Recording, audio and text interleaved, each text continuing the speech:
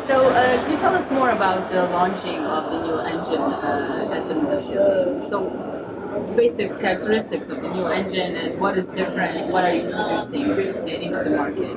Yes, of course.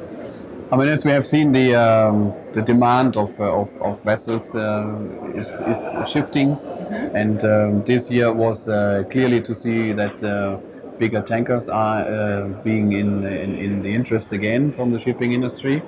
And with our engine, we have in the portfolio the X82 engine, which is, let's say, one of the first generation of engines with this size. 82 is the centimeter of the diameter of the pistons. That engine is somehow a little bit, I would say, not outdated, but it needs some refreshments. And then we thought of doing better performances and doing better operational behavior with this engine, or preparing it for that. And then we figured out if we want to do that, we need mostly a new engine. And so we decided to launch the 82D, and that is a complete new engine. It sounds same, 82B and the 82D, but it's a completely new engine. What we've done is we've concentrated on, of course, performance optimization, so that the engine is much more competitive than the other one. Also, what we've done is we've done the construction in a much lighter way. So the engine is lighter, easier to produce.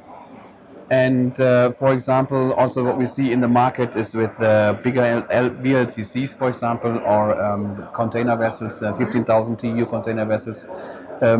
Also, the size is playing a big role sometimes in the ship design.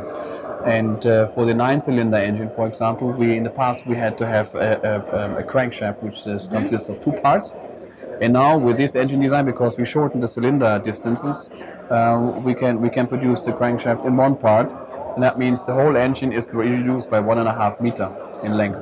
So that gives cargo space, and that's the benefit of the ship owner. Yes, very important. The other thing is that also demand, what we see here in North Shipping, is that the demand for LNG as fuel is quite immense, and the 82D is a clearly LNG ready engine, so that later on, or the same engine can be configured as a diesel engine and as a DF engine, so we call it X82DF. And also, if ship owners are now going with the 82D, they can later on then retrofit, or let's say convert their vessels into LNG vessels when they consider them as LNG ready. It's a bit of a concept which we hear sometimes. It's not so many times ship owners do that they later on convert. But of course, for them, it's a possibility to keep the flexibility there. So nowadays they have this diesel engine, but they know exactly in 2 or 3 years when they want to switch to LNG, then the engine is already now prepared for LNG in the future. How much does the 2020 sulphur cap influence the design of ship engines, especially for large vessels such as container ships and VLCCs, having in mind all the environment in the market, especially slow steaming, etc. How do you put all of these in when designing? It's not a general, let's say, change of the main engine or the main characteristics of the engine. The diesel engine or the gas, the LNG and auto engine is a combustion engine and can cope with all these fuels, which have to be the right fuels. I say sometimes shit in, shit out. And if you have nice fuel in the engine, of course, then you have also better emissions, which is applying to LNG. So that we are focusing on LNG to comply with this legislation.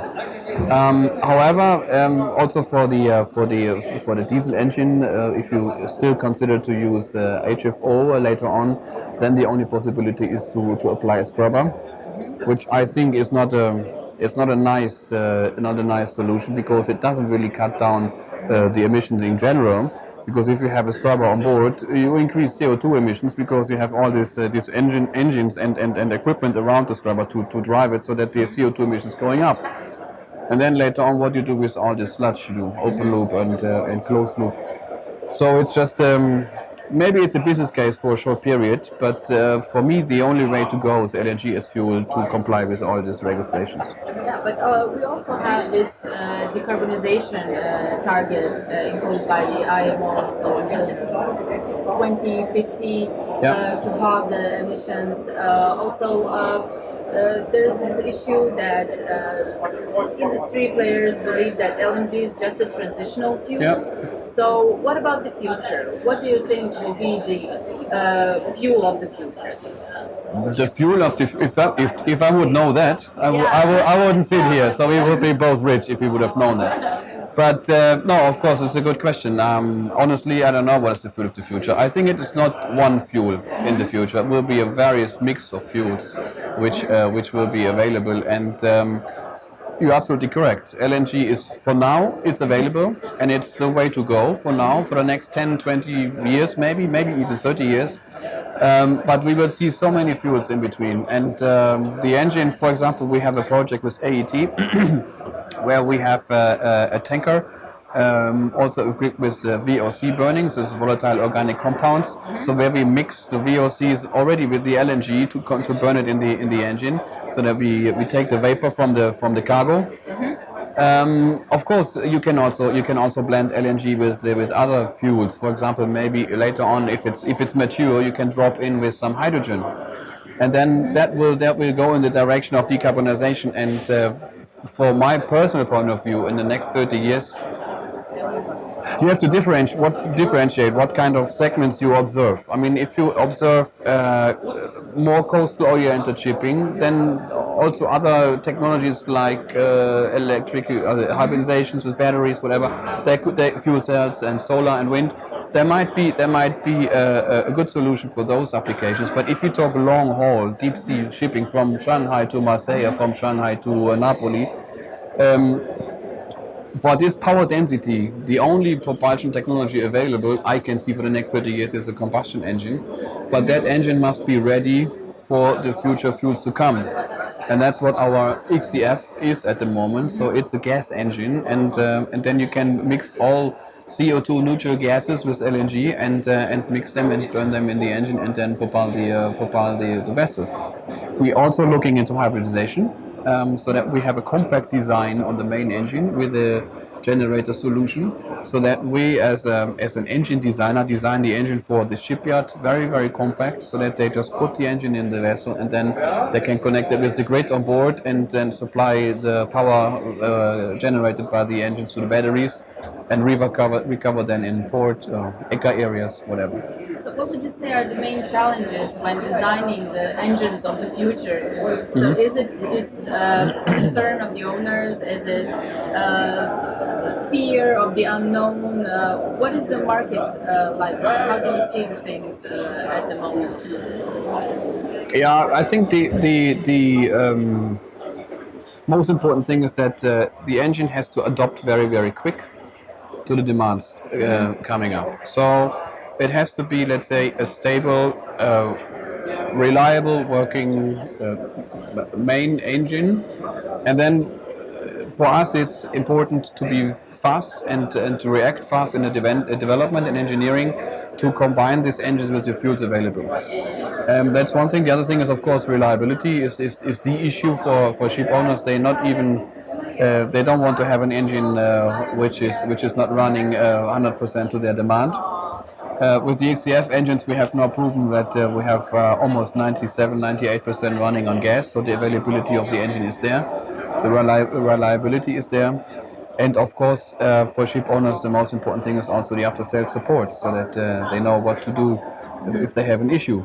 And therefore, by the way, we're sitting here, we're having our product White, the WinGD integrated digital expert, which is let's say a software solution, online monitoring, which is coming standard with all of our engines as a standard, because we are the only one having access to the control system of the engine, and we as engine designer we as engine designer know how the engine should be designed and should run. So we can really see the performance key characteristics and then adopt, align, optimize the performance of the engine. So that is another issue which is very much in the focus of the ship owners, that they want to know what is my engine doing and how can you help me that the engine runs in a better operational mode. And that's what we can do with with our remote monitoring system. So, to wrap things up, do you think that the industry can meet this target of halving the emissions of the industry until 2050? Is the technological side ready to make the zero emission vessels that is the ultimate goal? I think there's a long way to go. It's a long way to go, and I'm convinced that the technology will be there. We are already ready with the XDF engine, and we will also develop further. We will also have our, let's say, next generation XDF engines already on the screen. New technologies. We are, of course, optimizing the engine. The diesel engine was somehow introduced 100 years ago. XDF came into the picture in 2000. We started 2013, 2015, plus minus. So it's the first wave of LNG engines. So there's a way to go in this direction, and I think technology will be there. And the big thing is the fuel, and I'm also convinced that the majors, the oil majors and the gas majors, they will come with some solutions on cleaner fuel to comply with the legislation. So have you noticed any concerns in terms of availability of fuel due to these new regulations? Because there are some concerns voiced in the media and also by the owners that at some ports there won't be LNG or high sulfur fuel. So what do you see from your clients? Yeah. What's the sentiment there? That's a good point. I mean, the hindering factor at the moment is exactly the supply of LNG. So that ship owners are a bit reluctant to specify LNG engines because of maybe no supply in the ports. But our lighthouse project, for example, I would like to mention that with CMA CGM, the 22,000 TEU container vessel, Yes. is equipped with a 92 DF engine, and for them it was quite not easy, but was quite clear for them. So they go Shanghai, Marseille, and they know exactly where to bunker. If you talk smaller container vessels, feeders, for example, they go coastal. For them, it's also not an issue to bunker LNG, especially in this area here. If you talk spot market, then it's a different story. So it always depends on the application, but I'm convinced that the LNG supply is a start now, and it will grow. Especially also that the cruise industry is going that direction. So and if the cruise industry, let's say, guarantees the supply, then merchant will follow soon. Okay, thank you. Thank you.